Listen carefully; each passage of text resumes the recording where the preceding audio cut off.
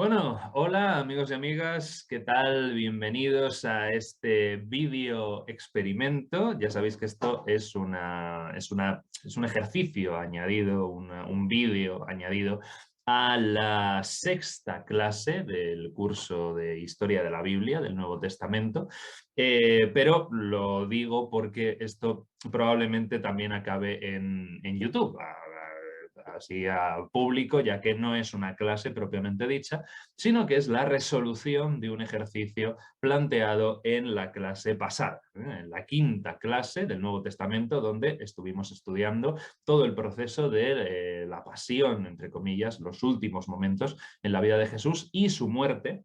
Y entonces recordáis que los alumnos, los que estáis haciendo el curso, os planteé, si os interesaba, hacer un ejercicio, ¿no? Entonces os dije que en la próxima clase corregiríamos ese ejercicio. Sin embargo, la sexta clase en sí misma es muy densa, vamos a trabajar todo el tema de la resurrección y por lo tanto también todo lo que tiene que ver con las creencias sobre el más allá, ¿no? Las creencias de ultratumba del mundo judío y del mundo griego en el siglo I, y por lo tanto era mucho contenido como para dedicar una parte de la clase a corregir esto que al final es simplemente un juego. Por lo tanto, he decidido ponerlo en un vídeo aparte y si os interesa lo veis y si no, pues no. Y a los que no estáis haciendo el curso, pues mira, esto también que os lleváis, yo pongo material en el canal y así vamos generando también contenido. Así que vamos allá. El planteamiento era, como recordaréis los alumnos, como os comenté, el planteamiento era que analizásemos con todo lo que llevamos visto hasta ahora, de este bloque 1 de historia intertestamentaria, lo que llevamos todo analizado de la vida del Jesús histórico, que analizásemos la canción de los saduceos del musical 33, un musical de hace ya tiempo, estuvo por aquí en Madrid, que tuvo mucho éxito, que contaba efectivamente la historia de Jesús. Y entonces hay una canción que se titula Conspiración. Entonces os puse ahí la letra de esta canción y vosotros, pues si os interesaba, teníais que estar intentando adivinar, averiguar qué era fidedigno, que era histórico en esa canción, de las frases que aparecían, que era matizable, medio histórico, medio no, o simplemente que no se conoce, y que era puramente teológico. Así que eso es lo que vamos a hacer hoy aquí. Así que nada, gracias por acompañarme una semana más y espero que lo disfrutéis.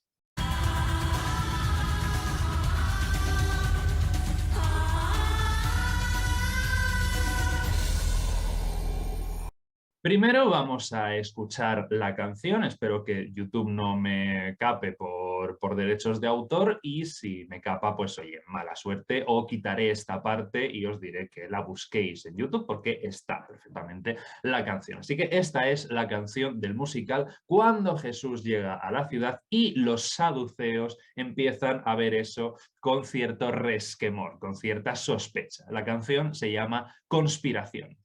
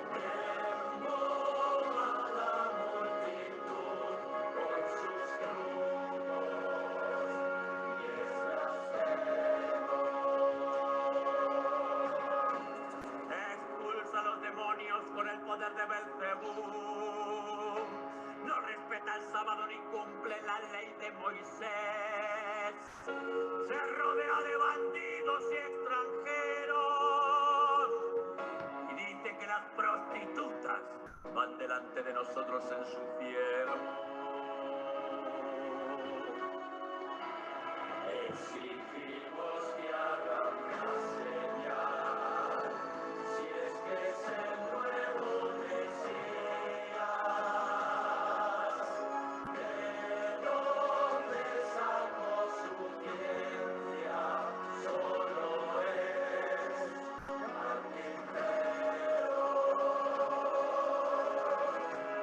Todo el mundo le prefiere a él. Siempre nos deja en ridículo. No hay respeto por la autoridad de Yahvé. Si sigue con sus juegos, los romanos nos destruirán. Un loco endemoniado que viene a romper la paz del pueblo. Buscaremos el modo de callar al maldito impostor. Hay que quitar la manzana podrida de este cesto. Dios arriba siempre ha de seguir. ¿Qué es eso que viene el reino? Nosotros somos los portavoces de Dios en el suelo y decimos que debe morir ese Jesús Nazareno. Jamás romperá nuestra fe. Su insolencia callaremos.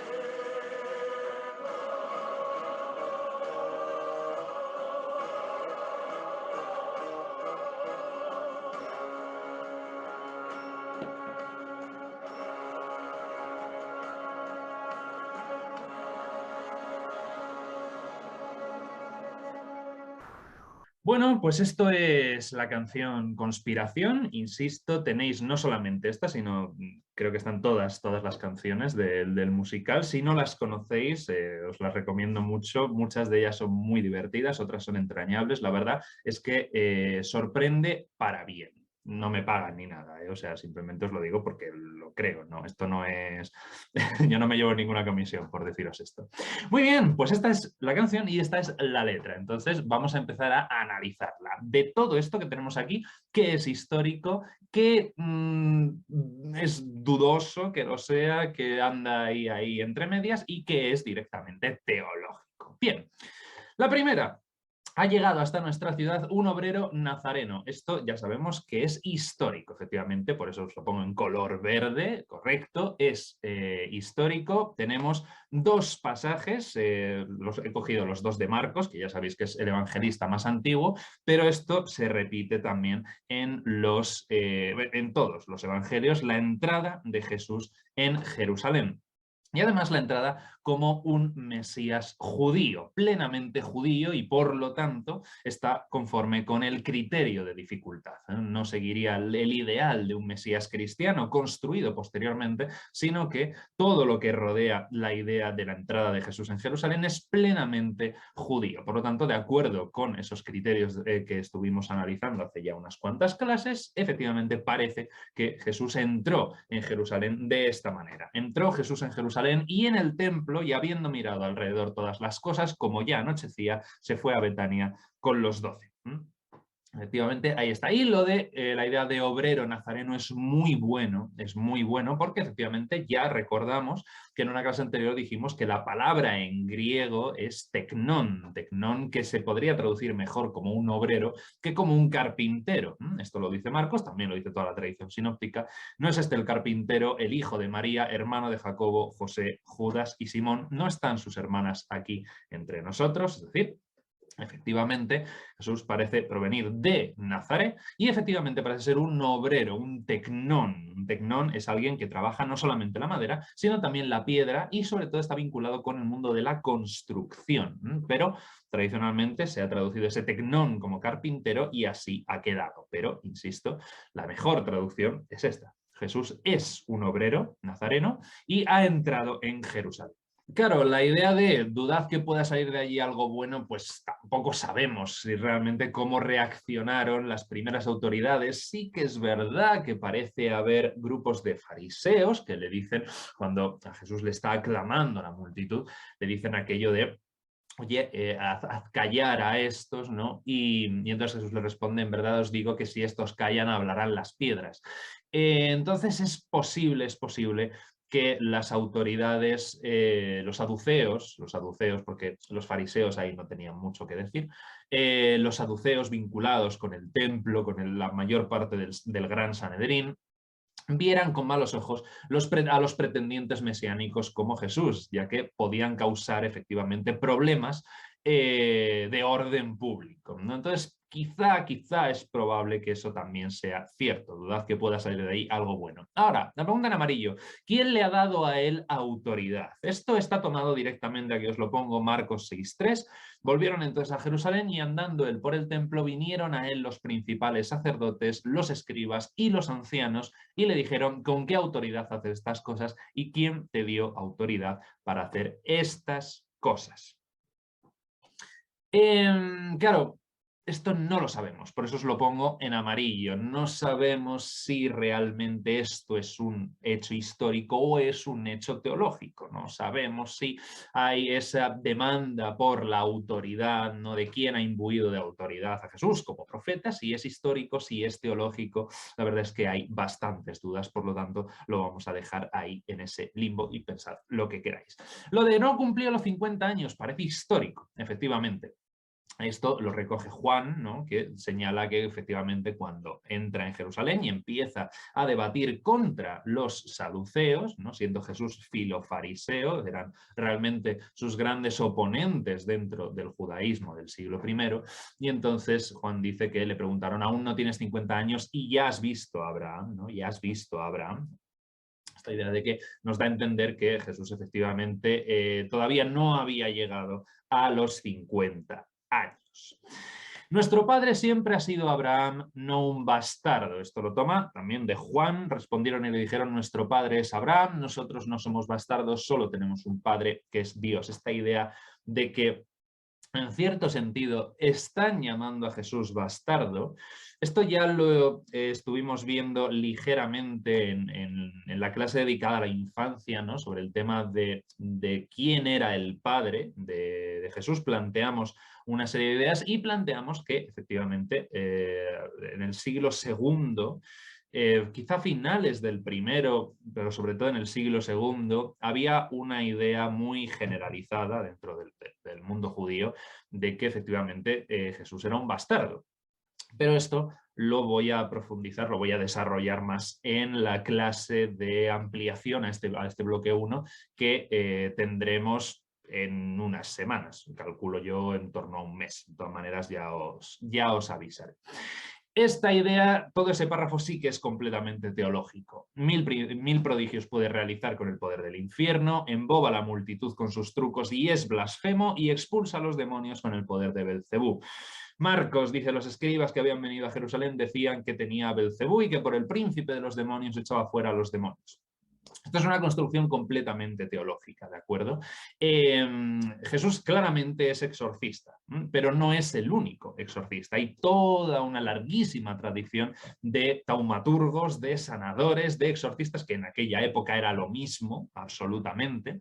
Y entonces, claro, efectivamente las enfermedades se atribuían al influjo maligno de los demonios, ¿no? Pero claro, hay que considerar que en aquel momento, en el siglo I, el tema del infierno, el tema de Belcebú como demonio, no estaba tan consolidado. O sea, esto es mucho más de siglos posteriores. Lo de blasfemo, por supuesto que no. O sea, Jesús no es blasfemo dentro de los propios cánones del judaísmo y todos los judíos lo sabían. O sea, no puede haber acusaciones de blasfemia dentro del judaísmo, porque nada de lo que dice Jesús que tenemos en los evangelios era considerado blasfemia en el judaísmo del siglo I. Así que no, todo esto es teología.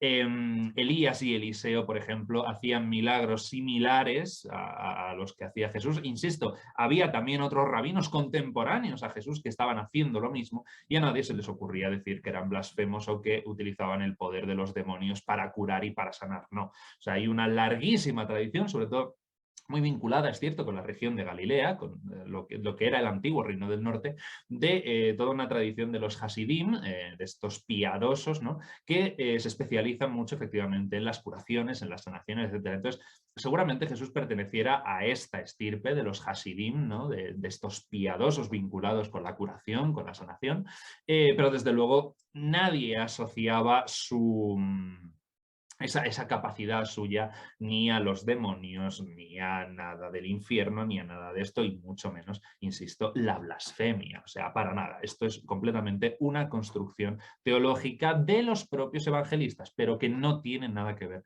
con la realidad histórica. ¿De acuerdo? Otra cosa que no tiene nada que ver con la realidad histórica es esto. No respeta el sábado ni cumple la ley de Moisés. Esto se ha insistido mucho dentro del propio cristianismo, muy tardío, ojo, porque desde luego el Paulino y todos los autores neotestamentarios están plenamente en consonancia con la idea del judaísmo. ¿De acuerdo?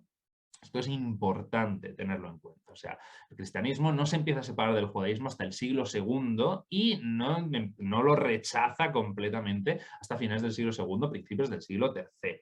¿De acuerdo? Os pongo aquí Mateo. En cierta ocasión estaba Jesús paseando en sábado por entre unos sembrados y sus discípulos sintieron hambre y se pusieron a arrancar espigas y a comerse los granos. Los fariseos, al verlo, dijeron a Jesús: mira, tus discípulos hacen algo que no está permitido en sábado. Y Jesús les contestó: ¿es que no habéis leído lo que hizo David cuando él y sus compañeros sintieron hambre? Entró en la casa de Dios y comió los panes de la ofrenda, algo que no le estaba permitido comer ni a él ni a sus compañeros, sino solamente a los sacerdotes. ¿O no habéis leído en la ley de Moisés que los sacerdotes no pecan aunque trabajen durante el sábado en el templo? Pues os digo que aquí hay alguien mayor que el templo. Esto es algo muy teológico. Si hubierais entendido lo que significa aquello de yo no quiero que me ofrezcáis sacrificios, sino que seáis compasivos, no condenaríais a los inocentes porque el Hijo del Hombre es Señor del sábado. Claro, aquí se entremezclan varias cosas, varias cuestiones. El hecho de que los fariseos discutan con Jesús y Jesús discuta con los fariseos de qué es lícito o no es lícito hacer en sábado, era lo más natural del mundo en el judaísmo del siglo I. No existía una ortodoxia. Este tipo de cuestiones era precisamente en lo que se basaba el fariseísmo. O sea, aquí Mateo y los evangelios en general simplifican al máximo el judaísmo de la época para presentar un juego de el elegido, ¿no? El héroe, que es Jesús, y los villanos, ¿no? Que buscan perderle, etcétera, que es la lectura que nos han vendido a todos durante tantísimos años. En realidad no, el fariseísmo del judaísmo del siglo I era un movimiento completamente plural, poliédrico. Entonces no había los fariseos por un lado y Jesús por el otro. Jesús es filofariseo porque las cuestiones que le interesan y las creencias que tiene sobre la resurrección, sobre el reino de Dios, sobre el Mesías, todo eso, sobre los ángeles, todo eso son doctrinas farisaicas. Es decir, comparte todo el credo religioso de los fariseos y es filofariseo porque debate también con los fariseos a la manera de los fariseos. Los propios fariseos también le salvan la vida en más de una ocasión, ¿no? Cuando dicen vete de aquí porque Herodes quiere matarte. Es decir, no hay una animadversión. Dice, es que discute mucho, pero es que el fariseísmo y el judaísmo rabínico a día de hoy, que es heredero directo de ese judaísmo fariseo, el judaísmo se basa en la discusión precisamente sobre la interpretación de la ley, sobre lo que se puede o no se puede hacer en Sabbat. Y en estos momentos ni siquiera estaba tan constreñido, todavía se estaba construyendo la Torá oral, ¿no?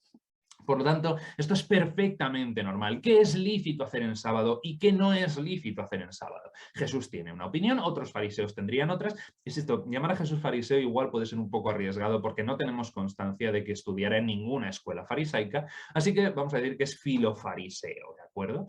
Entonces, claro, Jesús tenía una opinión como maestro de la ley, desde luego, como rabí. Otros fariseos tenían otra opinión, otros fariseos tendrían otra opinión y simplemente lo que está reflejando es la realidad del judaísmo a día de hoy y la realidad del judaísmo en el siglo I entre los fariseos, insisto. Luego los saduceos ya discutirían de cosas mucho más generales como la resurrección, la existencia de los ángeles, el reino de Dios, el Mesías, etcétera, etcétera. Esas son cosas distintas. Estos son la idea del espíritu que anima la ley, ¿no? Y entonces, efectivamente, Jesús recuerda algo que no se lo inventa a él, sino que es una tradición que viene de lejos, y está concentrada en esa última frase: el Hijo del Hombre es Señor del sábado. El Hijo del Hombre no es Jesús personalmente, sino que el Hijo del Hombre es la manera de referirse al ser humano. El ser humano es Señor del sábado. Fijaos lo que dice la Misná: todo peligro de la vida desplaza al sábado. ¿El hambre es un peligro de la vida? Hombre, por supuesto que sí. Por eso Jesús está sacando el ejemplo de David y sus compañeros que se comieron los panes de Dios porque tenían hambre. Entonces, todo elemento que ponga en riesgo la vida desplaza al sábado porque, efectivamente, siguiendo este espíritu misnaico, Marcos recoge: el sábado fue hecho para el hombre y no el hombre para el sábado. Es decir, el hombre es el modelo a partir del cual orbita la ley. No es el hombre el que debe adecuarse a la ley, sino la ley que se adecua al hombre, puesto que es hecha para él y para establecer una relación con lo divino. Insisto, judaísmo del siglo I antes de Cristo. Esta es la tradición farisaica que se viene construyendo y que Jesús efectivamente forma parte de ella. ¿Vale? Así que esto de que no respeta el sábado ni cumple la ley de Moisés es directamente falso. Es una construcción teológica del cristianismo para separar a Jesús del judaísmo. Esta idea de se rodea de bandidos y extranjeros. Ahí os pongo lo de se rodea de bandidos. Ya sabemos que, ya vimos en la clase anterior, que Marcos nos dice: crucificaron también con él a dos ladrones, a esto se refiere, ¿no? Uno a su derecha y otro a su izquierda. Y ya vimos que lestes, la palabra griega que se utiliza, efectivamente, se refiere a, efectivamente puede significar ladrón, pero entra más dentro del contexto de la sedición, ¿no? De toda esa redada que ocurrió en el Monte de los Olivos, ¿no? Que estuvimos comentando la clase. Entonces, Jesús probablemente no se rodeaba de bandidos ni de ladrones, sino que se rodeaba de sus seguidores, sus alumnos, sus macetai, que efectivamente consideraban que él era un gran profeta y también que podía llegar a ser el Mesías, ¿no? Y efectivamente dos de esos seguidores, quizá más, lestes, sediciosos, como el propio Jesús, acabaron compartiendo su mismo fin, ¿no? En la cruz, en la crucifixión. Lo de los extranjeros sí que es construcción completamente teológica. Jesús no parece haber sentido gran simpatía por compartir su mensaje con los gentiles, con los goyim. Sí que es verdad que tampoco parece... bueno, en ocasiones sí, hay estudiosos que dicen que sí, que explícitamente, ¿no? Por ejemplo, en este caso, en Mateo, dice: a los 12 envió Jesús, desde ese momento los convierte en apóstoles, ya recordáis, apostoloi es enviados, los envió Jesús y les dio instrucciones diciendo: por camino de gentiles no vayáis, es decir, no prediquéis a los gentiles, a los goyim, a los extranjeros. En ciudades samaritanos no entréis. Esto sí que parece contradecir el propio espíritu de Jesús, que anhelaba el Israel restaurado, y el Israel restaurado incluye a los samaritanos, pero los gentiles, en cambio, sí parece ser histórico, sino ir más bien a las ovejas perdidas de la casa de Israel.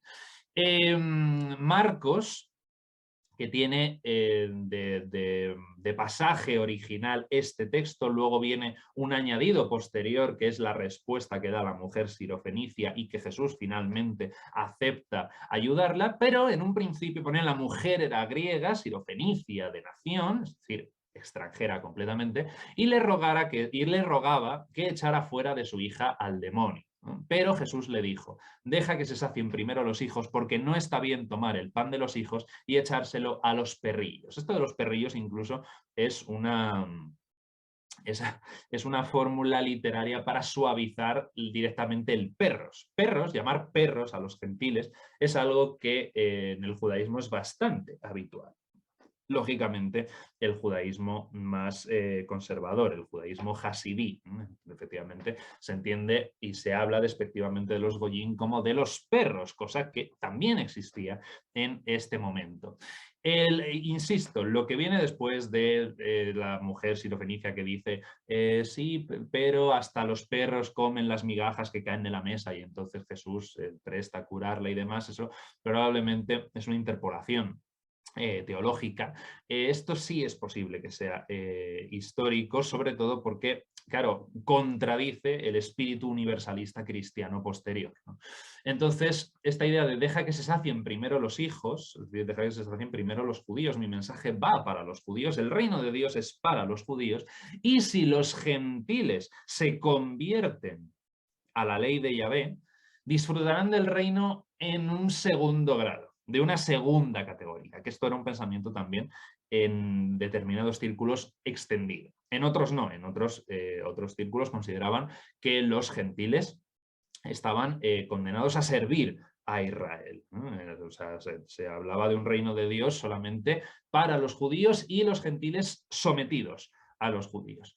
No parece que este fuera el caso de Jesús tan drástico, pero desde luego tampoco se rodeaba de extranjeros precisamente. O sea, lo que sabemos es que sus seguidores más directos y todo lo que tenemos sobre él es que eran judíos simplemente. Lo de los extranjeros, en el mejor de los casos, lo consideraría como daños colaterales, por así decirlo, ¿no? O sea, no hay una condena en firme de Jesús, o no parece haberla habido, en firme de no aceptar bajo ninguna circunstancia a los extranjeros, porque si no, Pablo y los predicadores a los gentiles como Pablo de la diáspora, cuando se hubieran unido al movimiento de Jesús, se habrían encontrado probablemente con más problemas para predicar a los gentiles si Jesús hubiese sido taxativo en ese sentido. Pero tenemos este tipo de cositas, ¿no? Juan también, por ejemplo, dice, había ciertos griegos de los que habían subido a adorar en la fiesta, y estos pues se llegaron a Felipe, que era de Betsaida, de Galilea, y le rogaron diciendo, Señor, querríamos ver a Jesús. Vino Felipe, se lo dijo a Andrés, y Andrés y Felipe se lo dijeron a Jesús. Sin embargo, inmediatamente después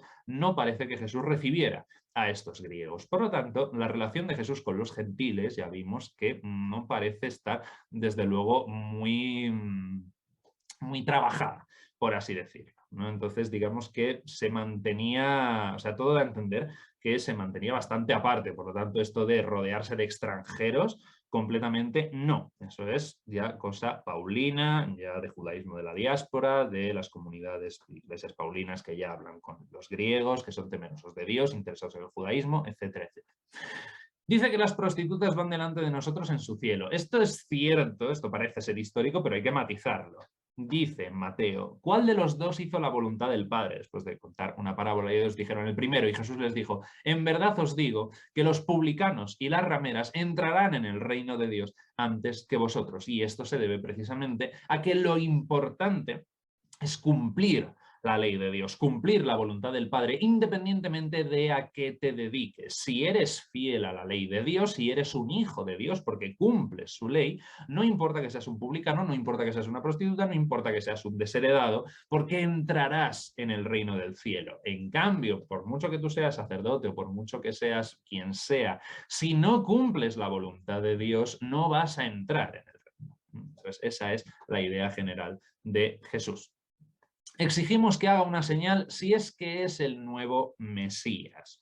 Esto de que exigimos que haga una señal podría haber ocurrido, ¿no? Por ejemplo, Mateo dice, los fariseos y saduceos se acercaron a Jesús y para ponerle a prueba le pidieron que les mostrara una señal del cielo.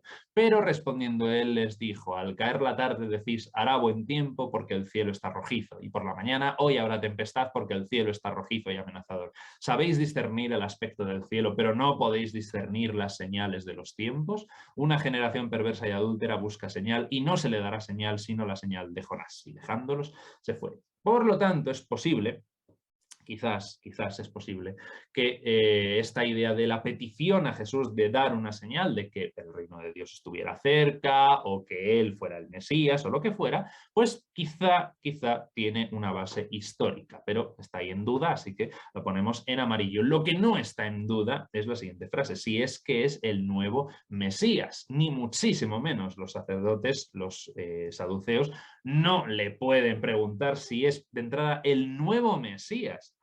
El nuevo Mesías, como si hubiese habido un Mesías anterior. O sea, no, vamos a ver, a menos, claro, a menos que se esté refiriendo a Mesías como en tanto de ungido y por lo tanto como si fuera un nuevo rey, un nuevo sacerdote, porque eran a los que se ungía, pero ya hay un nuevo sacerdote, hay un Caifás. Entonces, esta idea del nuevo Mesías es raro, hay que cogerlo con muchas pinzas. Solamente en ese caso, y me parece extraño, se podría analizar así y desde luego, ni muchísimo menos los sacerdotes, perdón, los saduceos, le preguntarían si es el Mesías. Los saduceos no creían en el Mesías.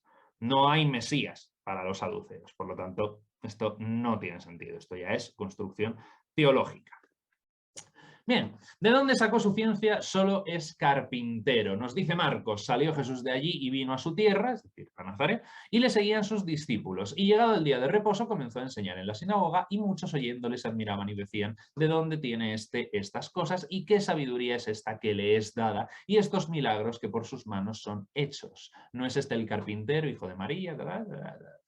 Es decir, en Nazaret parece sí haber ciertas dudas, ¿no?, sobre efectivamente dónde ha aprendido todo eso que está transmitiendo. Os lo pongo en amarillo por no ponéroslo en rojo, porque es difícil de creer que Nazaret, que era una aldea minúscula donde todo el mundo se conocía, de repente Jesús apareciera sabiendo sobre las Escrituras y nadie supiera cómo lo había aprendido. Es poco creíble. Esto tiene pinta más de ser teológico, de presentar a un personaje que destaca por encima de todos sus connacionales, cuando en realidad muy probablemente en Nazaret sabían perfectamente, porque ellos también lo tenían, que asistían a los servicios en la sinagoga los sábados, los profetas itinerantes que había por allí, las escuelas vinculadas con las sinagogas donde se enseñaba educación primaria, bueno, el equivalente a la educación primaria, es decir, hay formación, o sea, había muchas maneras en la propia Nazaret de que efectivamente Jesús pudiese aprender sobre la Escritura.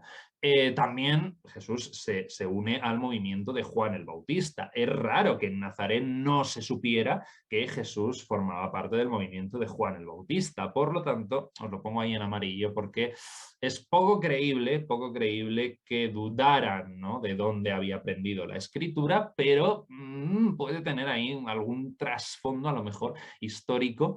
Quizás, por lo tanto, como está en duda, os lo pongo en amarillo. Claro, fijaos, solo es carpintero, ¿no? Esto no es una cuestión como si solamente es un carpintero y es imposible que conozca escritura. Muy al contrario, los grandísimos rabinos de la Misná, os lo pongo muchos de los Tanaim son precisamente toda esa tradición de judaísmo farisaico, que luego será el judaísmo rabínico, que vive precisamente en esta época, y muchos de ellos, la inmensa mayoría, eran artesanos. De hecho, el grandísimo Gilel, probablemente el mayor rabino del momento, era zapatero.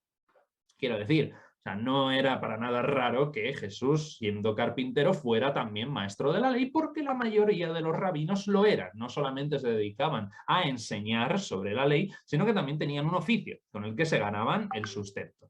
Entonces, zapateros, talabarteros, etcétera, etcétera, y así cada uno tenía un oficio, además de su posición como maestros y jueces menores, y algunos fueron dirigentes y representantes ante el Imperio Romano.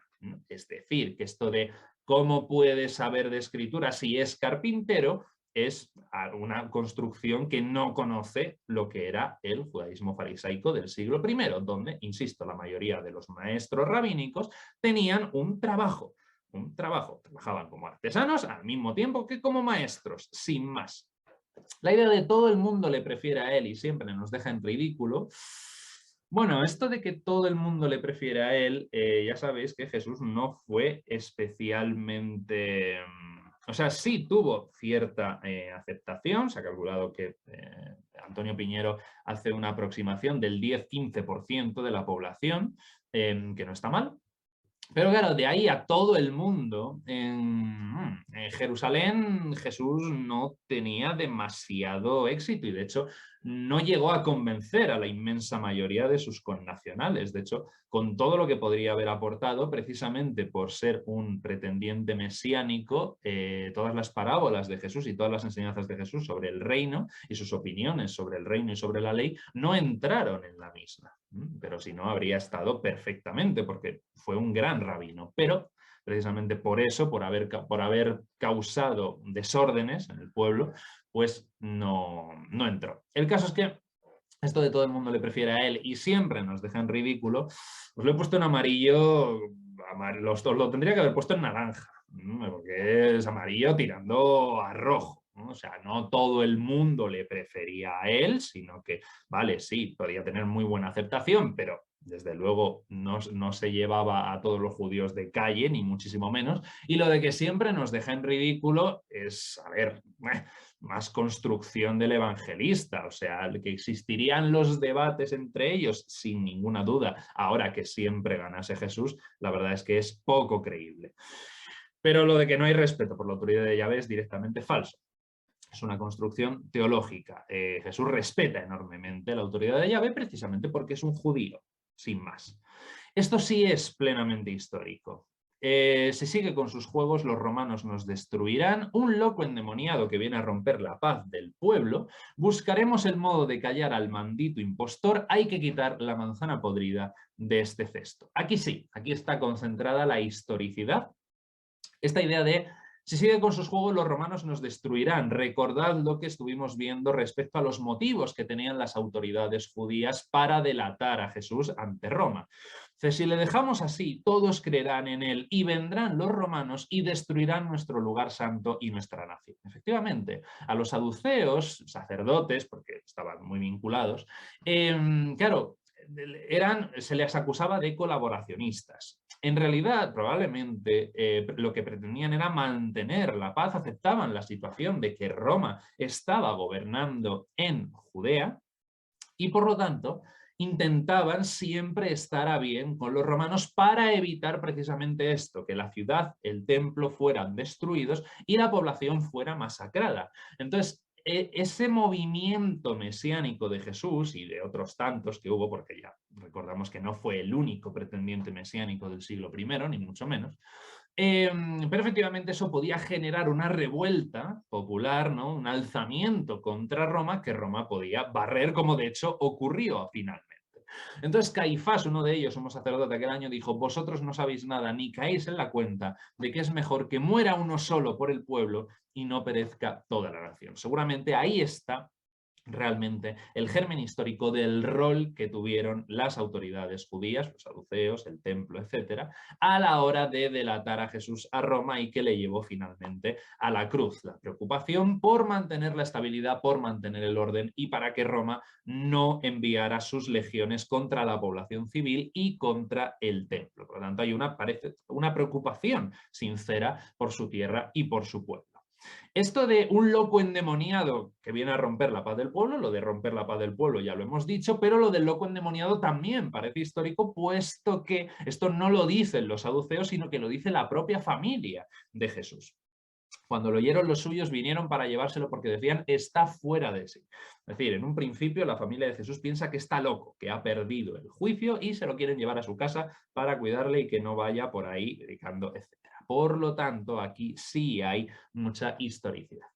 Esta idea de Dios arriba siempre ha de seguir. A ver, no, esto es construcción teológica. O sea, Jesús no pretendía... Es que en el judaísmo, vamos a ver, claro, es que esto es muy complicado, es una concepción de Yahvé distinta. Vamos a ver, los saduceos no defendían que Jesús estuviera arriba en el cielo y Jesús quería que estuviera aquí en la tierra.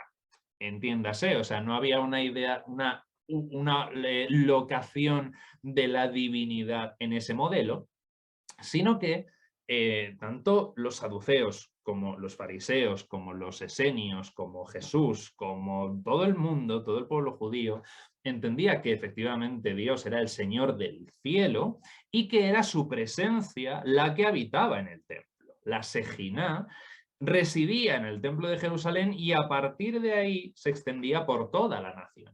Pero esa era la percepción de Yahvé y Jesús no quería cambiar eso. Entonces no es que no, que Dios baje, o sea, no, vamos a ver, la idea, entiéndase, en el sentido de la instauración del reino como tal. Si es la instauración del reino, entonces sí, porque los saduceos efectivamente no creen en la llegada del reino de Dios, que supone que coger y ¡pum!, instaurar el gobierno directamente de Dios en la tierra prometida. ¿En ese sentido lo dice la letra? Pues a lo mejor sí, puede ser. Pero desde luego esta idea de no, que Dios esté arriba y Jesús quería que Dios bajara, no, o sea, esa percepción, esa concepción no existe, eso es construcción teológica, ¿no? Y esa idea de qué es eso que viene el reino, efectivamente sí es histórico, puesto que pertenece a los saduceos que ya hemos dicho que no creían ni en el juicio final, ni en los ángeles, ni en el reino de Dios, ni en el Mesías, ni en nada de eso. La idea de nosotros somos los portavoces de Dios en el suelo, os lo pongo ahí en amarillo porque esto, curiosamente, este musical lo ha hecho un sacerdote y precisamente son los sacerdotes del cristianismo los que se autoproclaman portavoces de Dios en el suelo. En el judaísmo esto no era así, ni mucho menos. Los saduceos estaban vinculados con el templo, con el culto en el templo. Vale. Ahí, desde luego, toda la actividad cultural sí son los representantes de Dios ante el pueblo, que no es lo mismo, puesto que los portavoces de Dios ante el pueblo fueron los profetas, no los sacerdotes. Pero claro, aquí ya no había grandes profetas. La tradición profética estaba muy diluida. Entonces, quienes ocupan ese rol de portavoces de Dios son los fariseos. Realmente, no los saduceos. Y de hecho Jesús pretende hacerse pasar por un portavoz de Dios. Primero, filofariseo, él mismo se considera profeta, de hecho el último profeta antes de la llegada del reino, y al final de su vida él mismo parece considerarse incluso el Mesías, que más portavoz de Dios que eso no hay nada. Entonces, claro, los saduceos no se consideran portavoces de Dios, sino que son los garantes del trato con Dios en el templo. Entonces, quienes son los portavoces son los fariseos. Bien, decimos que debe morir ese Jesús Nazareno, sí, por lo histórico, por lo que acabamos de comentar de ese pasaje de Juan, ¿no? Efectivamente, el sumo sacerdote, probablemente el Sanedrín, dice, oye, tenemos a este pretendiente mesiánico que está alterando a la gente y podemos buscarnos un problema con Roma. ¿Qué hacemos? Pues tenemos que quitarle del medio porque mejor es que muera uno y no que perezca toda la nación. Y esto de jamás romperá nuestra fe, su insolencia callaremos, es completamente teológico porque Jesús no quería ni pretendía romper la fe de nadie porque su fe era la misma. Compartían la misma fe los judíos. Sí, desde luego, no tenían las mismas creencias los saduceos que los fariseos, entre ellos Jesús, pero el judaísmo era el mismo. Entonces la predicación del reino de Dios y todo ello estaba perfectamente dentro de lo que era el judaísmo del primer templo. Entonces, si estos son los saduceos, los que están cantando esto, jamás romperá nuestra fe. A ver, vale, tenían muchas cosas en las que no coincidían, pero Jesús no viene a romper la fe de los fariseos. Jesús no va a Jerusalén a romper la fe de los fariseos. Jesús viene a predicar la llegada y a forzar a Dios a que instaure el reino en Jerusalén. Entonces, esta idea de su insolencia callaremos, Jesús no es insolente, ni mucho menos. O sea, de hecho, el autoproclamarse Mesías no era insolencia, ni era blasfemia, ni era nada, porque, insisto, no fue el único que lo hizo y no estaba considerado como blasfemia. La única blasfemia que había en el judaísmo del siglo I era el pronunciar el nombre de Dios, cosa que sabemos que Jesús no hizo. Por lo tanto, todo esto es construcción teológica y no histórica. Así queda en la visión general de esta canción. Hay bastante componente histórico, lo tenemos aquí al principio sobre todo, aquí un gran párrafo, tenemos mucho de construcción teológica, sobre todo aquí, por aquí alguna frase suelta y demás, y también tenemos muchas dudas que pudieron ser o no ser, pero bueno, la verdad es que es una entremezcla bastante interesante. Y ahora sí, la resurrección del Cristo, ¿no?, del Mesías, puesto que aquí ya no se puede hablar del Jesús histórico, ya que pretender que el Jesús de la historia, el Yeshua Bar Yosef, resucitó, es una cuestión de fe. Y nosotros no, estamos analizando el Nuevo Testamento y la historia intertestamentaria desde un punto de vista histórico-crítico de historia de las religiones. Por lo tanto, hablamos de la resurrección de Cristo y no de la resurrección de Jesús. Pero eso ya lo vemos en la clase. Así que nada, hasta aquí. Muchísimas gracias por vuestra paciencia. Espero que os haya resultado interesante este pequeño ejercicio. Y nos vemos la próxima semana no, para los de la clase dentro de 15 días. Y para los de YouTube, pues en principio sí, la próxima semana, a menos que surja algo. Así que nada, muchísimas gracias por haber estado aquí una vez más. Cuidaos mucho y como siempre, ultra.